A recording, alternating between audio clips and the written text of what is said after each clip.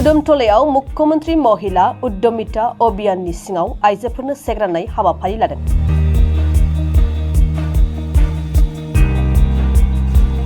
बाक्सा जिल्लानि कुदुमटलायाव मुख्यमंत्री महिला उद्यमिता अभियाननि सिङाव आइजोफोरनो सासेयाव 10,000 रांनि चेक राननाय हाबाफारि लादों। मख'नो गोनांदि दिनैनि बे चेक राननाय हाबाफारियाव बाक्सा जिल्लानि 42थि बाक्सा विधानसभा बियाबनि गासै 32,324 आइजोफोरनो सासेयाव 10,000 रांनि चेक राननानै होनाय जादों। दिनैनि बे चेक राननाय हाबाफारियाव मन्त्री जयन्त मल्ल बरुवा, बिटिसिनि गाहाय खुंगिरि हाग्रामा महिलारि बेगम आख्तारा आहमेद, उरखावगोरा ब्रह्म आरो गोबां दैदेनगिरि बिथांमोनहा बाहागो लादों। केबिनेट मन्त्री जयन्त मल्ल बरुवा चेक राननाय हाबाफारियाव बाहागो लानानै आइजोफोरनो चेक राननाय हाबाफारिखौ मावफुंनानै होयो। आरो जयन्त मल्ल बरुवा फोरमायनाय बादिब्ला फैगौ फेब्रुवारि दानाव आसाम सोरखारा बाक्सा जिल्लानि गासै 2,000 आइजोफोरनो अरुणोदय बिथांखिनि सिङाव रां होनाय जागोन होननानै फोसावदों।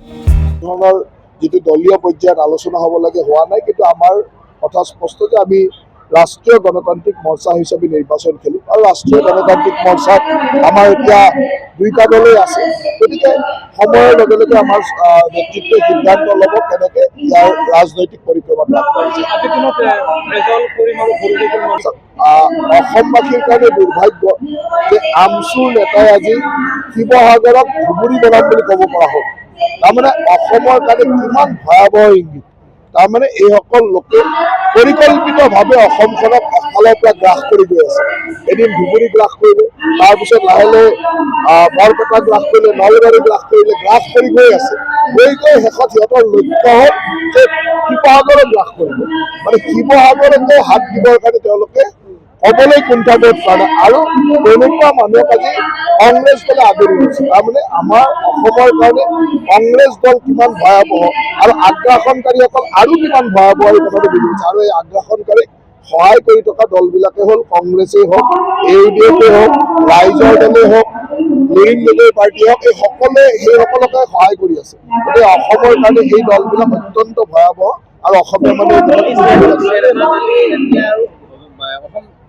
কথাটো এইটোৱেই, এতিয়া যিমান আগ্ৰাসনকাৰী আছে, মুখ্যমন্ত্ৰী যাক অচিনাকি লোক বুলি কয়, আগ্ৰাসনকাৰী যি মিয়া মুছলমান, তেওঁলোকে অসমখনক একেবাৰে গ্ৰাস কৰিবলৈ আগবাঢ়ি আহিছে আৰু তেখেতসকলক সহায় কৰিছে কংগ্ৰেছ দল, ৰাইজৰ দল,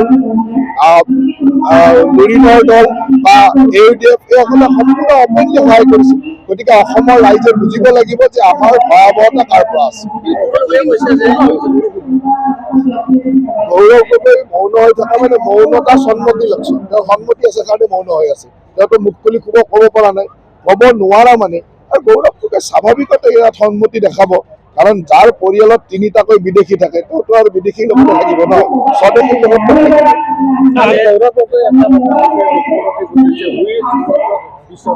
সেইকাৰণে এইটোৱে আটাইতকৈ ডাঙৰ ভয়াৱহ ইংগিত যে ৰেজাউল কৰিমক লগত পোৱাৰ লগে লগে তেওঁ ক'ব পৰা হৈ গ'ল যে হিমন্ত বিশ্ব শৰ্মা।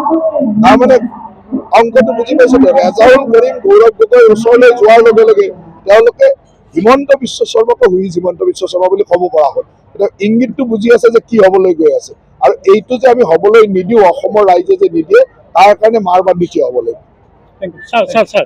আমি চেষ্টা চলাই আছো, কাৰণ এই গোটেই যিটো পুঁজি, এই পুঁজিটো আমি কেন্দ্ৰ চৰকাৰৰ পৰা পাওঁ। 90% কেন্দ্ৰ চৰকাৰে দিয়ে, 10% আমি দিওঁ। পুঁজি যেতিয়াৰ পৰা ফ্ল'টো বন্ধ হৈছে তেতিয়াৰ পৰা আমি বিভিন্ন সময়ত তেওঁলোকৰ পাৰফৰ্মেঞ্চ গেৰাণ্টি, চিকিউৰিটি মানি ইত্যাদি দি সহায় কৰাৰ চেষ্টা কৰিছোঁ। কিন্তু কেন্দ্ৰৰ পুঁজিটো অসম বুলি নহয়, গোটেই ভাৰতবৰ্ষতে পুঁজি দিয়া নাই। গতিকে অহা এই মাহৰ 28 তাৰিখে কেন্দ্ৰত এখন সভা আছে, আমাক সকলো মন্ত্ৰীকে তালৈকে মাতিছে। গতিকে মই ভাবোঁ যে তাৰ পিছত এটা সিদ্ধান্ত আহিব, কাৰণ সকলো ৰাজ্যৰে এই সমস্যাটো হৈছে। যি কাৰণতে নহওক, যিহেতু মিছনটো শেষ হৈ গৈছিলে, নতুনকৈ এক্সটেনশ্যন হৈছে, এই ট্ৰেনজেকশ্যন পিৰিয়ডটোৰ অকণমান অসুবিধা হৈছে। মই ভাবোঁ এটা ভাল সমাধান আহিব। যি কংগ্ৰেছে স্বাধীনতাৰ 70 বছৰত অসমত 1% মানুহক পানী দিছিল, তেওঁলোকে আমাৰ চৰকাৰখনে 82% মানুহক পানী দিলে, তাক আৰু সমালোচনা কৰাৰ অধিকাৰ ক'ত আছে? আমি 5 বছৰত 82% দিছোঁ। 70 বছৰত, স্বাধীনতাৰ 70 বছৰত তেওঁলোকে 1% দিছিল। গতিকে পাৰ্থক্য ইমানে সমালোচনা কৰিব ইছ্যু নাই তেওঁলোকৰ ইছ্যু নাই কাৰণেতো এইবিলাক হৈ আছে। আচ্ছা, অখিল গগৈয়ে এটা কথা কৈছে কি পুনৰ 5 বিধায়ক বিজেপিৰ 5 বিধায়ক ৰাইজৰ দলত যোগদান কৰিব, অখিল গগৈয়ে কৈ আছে। অখিল গগৈ কেতিয়া কি কয়, আচলতে অখিল গগৈৰ কথাবিলাক আপোনালোকৰ দৰে ব্যক্তি সুধিলে মোৰে দিগদাৰ লাগে, কাৰণ কেতিয়া কি কয় আমি আচৰিত হৈ যাওঁ যে অখিল গগৈ সাধাৰণতে এজন জনপ্ৰতিনিধি মানে 1-1.5 লাখ মানুহৰ ভোট লৈ আহিছে, গতিকে তেওঁ অন্ততঃ সংযমভাৱে শুদ্ধ কথা সঠিক কথা কোৱাটো আমি বিচাৰোঁ, কিন্তু তেওঁ কেতিয়াবা এনেকুৱা অদ্ভুত কথা কৈ দিয়ে যে তাৰ উত্তৰ আমাৰ ওচৰত নাথাকে। আমি শুনিলে আচৰিত লাগে যে এজন বিধায়কৰ তেনেকুৱা কথা ক'ব পাৰে ইমানেই। আপুনি যি কৈ আছে অখিল গগৈৰ কথাত বহুত গুৰুত্ব দিব লগা নাই, কাৰণ তেওঁ ৰাতিপুৱা কি কয়, গধূলি কি কয়, কেতিয়া কি কয় ঠিকনা নাই, আৰু তেওঁ ক'ত কেতিয়া কি কয় তেওঁ নিজেও নাজানে।